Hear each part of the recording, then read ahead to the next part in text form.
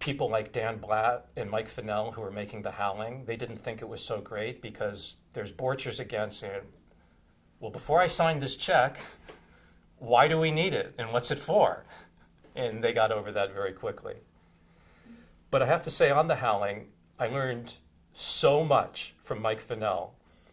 I am impressed with him, and I think he's one of the finest producers that's ever produced in Hollywood.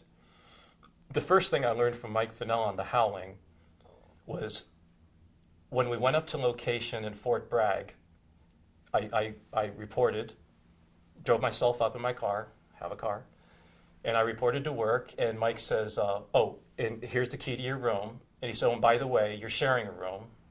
And I didn't like hearing that. Even on the low-budget movie, The Fog, I got my own room. And then I was going to make an argument that he wasn't more important than I was. I mean, I was ready to let him know. And he said, you'll be sharing a room with me. And then I got it. He leads by example. He doesn't ask people to do things if he doesn't do them. He doesn't treat people like second-class citizens. Everybody's one class. Okay, it's second class, but everybody's the same class. I was so impressed sharing a room with him. It wasn't an issue.